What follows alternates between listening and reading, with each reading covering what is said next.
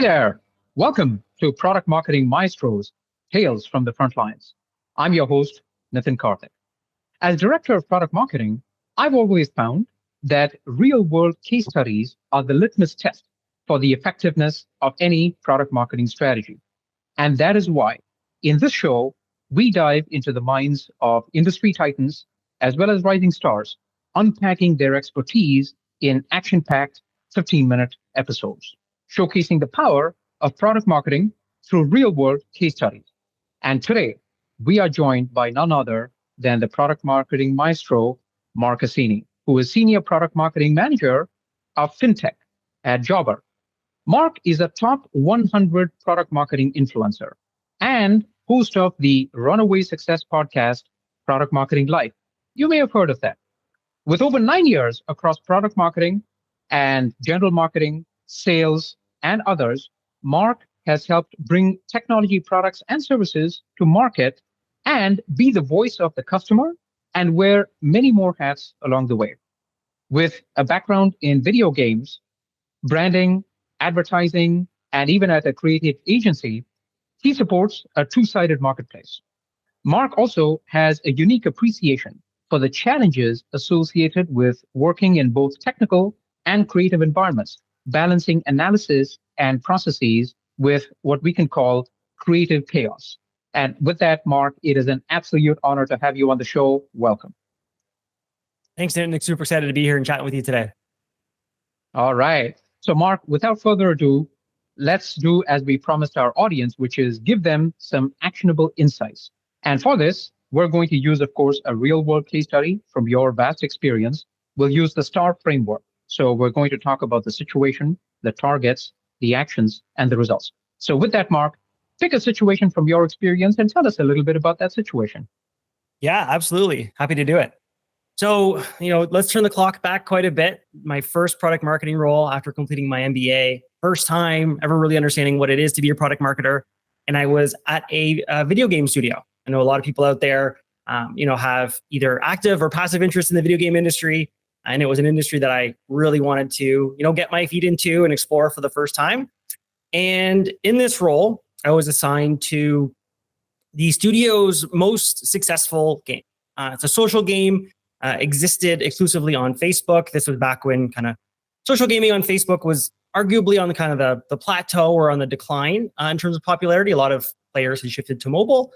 But we at the studio had a runaway success that continued to support the players and the studio for close to a decade at the time that I had joined. So in my first, as I said, kind of foray into product marketing, one of the early projects that I was assigned was doing a pricing kind of breakdown of the current offering of the in-app purchases in the game as they existed.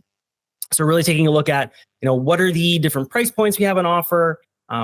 In exchange for that purchase, what are we offering in terms of in-game content, in-game currency, which is effectively how you bought things in the game itself, and just ensuring that we were, making the right choices from a pricing perspective and offering the right value at the right price point.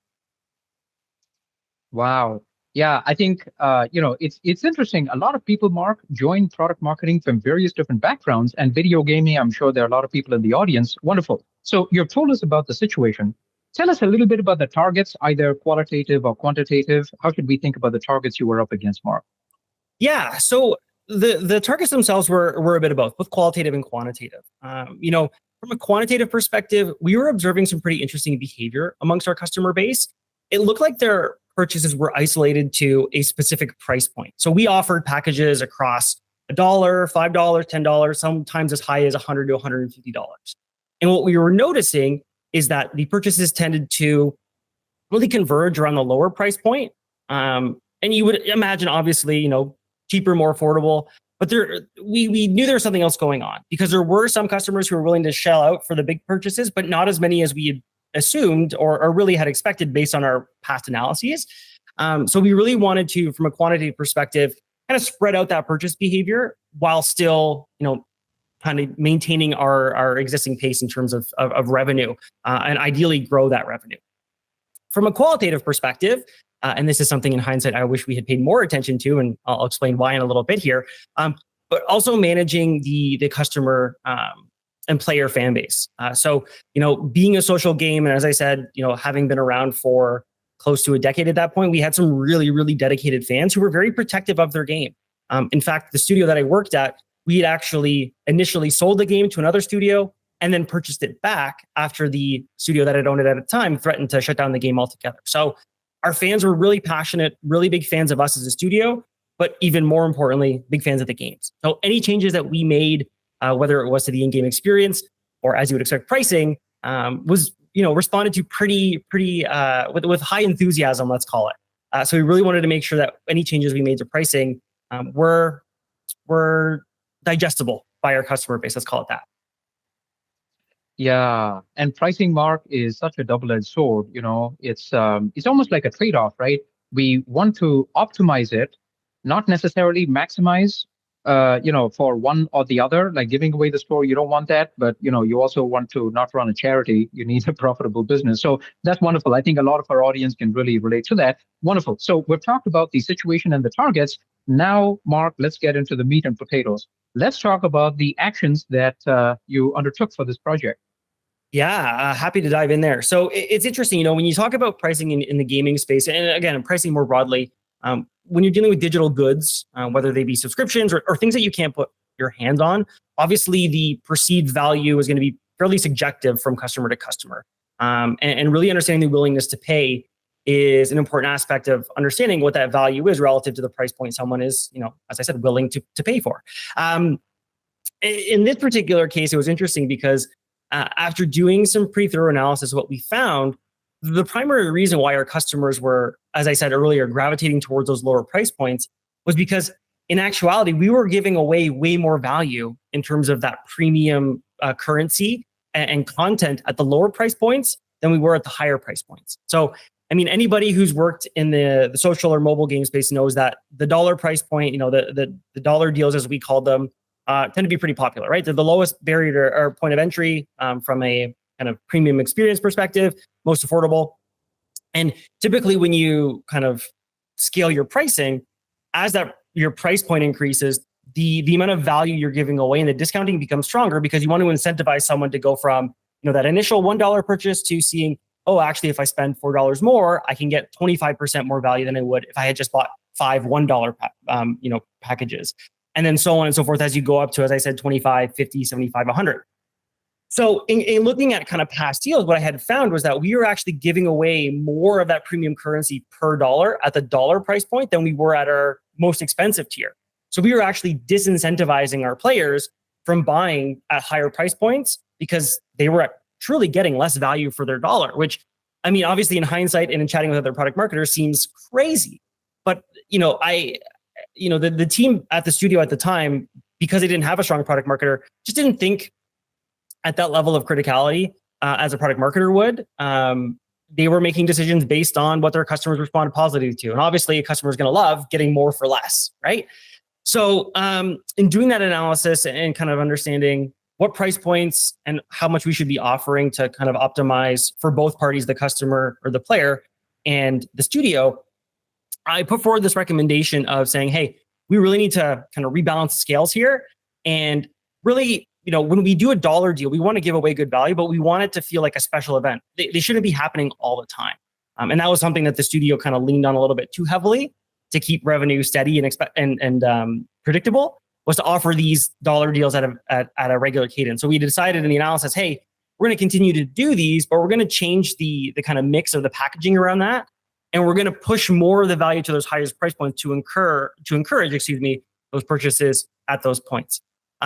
So yeah, that was the kind of analysis. It was very quantitative in approach. And yeah, I guess we'll dive into the results in a little bit.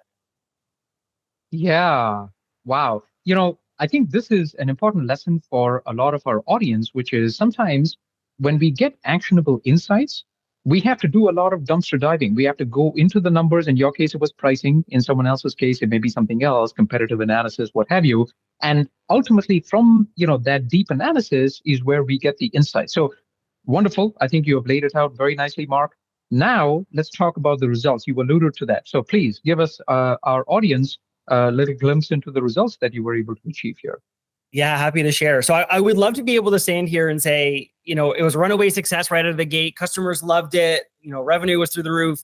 But the initial reception was, as you expect, pretty frosty from our player base. They were smart players. They were aware, picked on pretty quickly what we were doing. We had, as I said, a very engaged player base, and we had a very active forum. And players were pretty upset, as you would expect. As I said, in hindsight, one of the kind of key takeaways for me was I had focused as a product marketer so heavily on the quant and understanding what it was, or the outcomes were going to be for the business and how to do things right for the business. But I had forgotten, again, just being a novice product marketer at the time, what the impact to the customer, again, and in this case, the player was going to be and how they might respond. Oftentimes, especially I think in the B2B SaaS world, we make these pricing changes with a lot of analysis and thought. But sometimes we, again, index a little bit too heavily on the impact of the business and not enough on the impact of the customer. So, yeah, at that time, it was an interesting one. I truly felt for our customer support team because they bore the brunt of the negative customer feedback, as you would expect. But over time, things did die down and things did level out, and players did kind of adopt to this new purchasing behavior that we had hoped for. Some players were obviously pretty upset, and some of them did ultimately churn. Natural of any really kind of interactive experience or any product when pricing is changed. But it was manageable. Churn was manageable. We weren't panicking. And as I said, yeah, those purchasing behaviors eventually changed over time, and players truly did get excited about dollar deals when they arrived. Some players would save and wait for those deals and make those purchases at that time. Others were a little bit more impatient, and they were willing to pay a little bit more to get that premium currency and that content sooner rather than later at those higher price points. So from a quantitative perspective, we were able to, again, steady out the revenue and get it to be a bit more predictable. So we could confidently say, hey, we're going to put this offer in market, and we expect this in terms of revenue lift. And we would actually map out and plan in a month and a quarter at a time when we would trigger those deals. It gave us a little bit more flexibility to do ad hoc deals when we saw revenue was below expectations. So we just got a better control over what the revenue would look like on a day-to-day and month-to-month basis. So yeah. Again, some short-term pain for long-term gain. But at the end of the day, we got a lot as a studio got a lot smarter about how we priced and packaged our in-game offerings, and we were able to carry a lot of those learnings forward and maintain overall player satisfaction and engagement. I love that, Mark. In fact, I applaud you for sharing not just what worked well, but also some of the pitfalls, right? Because I think it is very often that we as product marketers, we like to celebrate success. And of course, success should be celebrated, but we should also recognize where we can improve.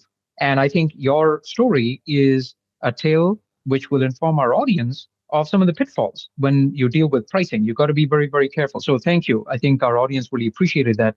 And I learned a lot. So this was fabulous, Mark. So Mark, please tell us, where can people find you? And I'm sure that if people don't already know about your podcast, you've been sitting under some kind of a rock if you don't know about Mark Assini's podcast. So please tell us about your podcast. Tell us where people can find you, Mark.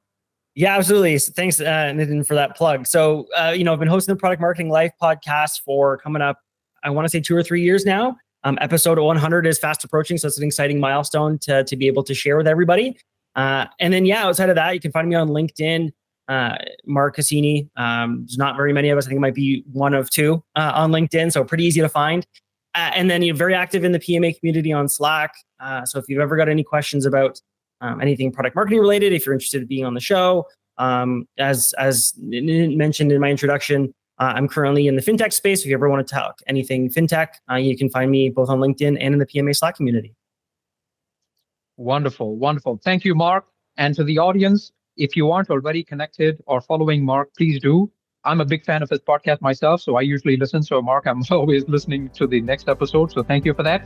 And my friends, I hope you learned as much as I did from our conversation with Mark Assini. Armed with that knowledge, my friends, onward and upward.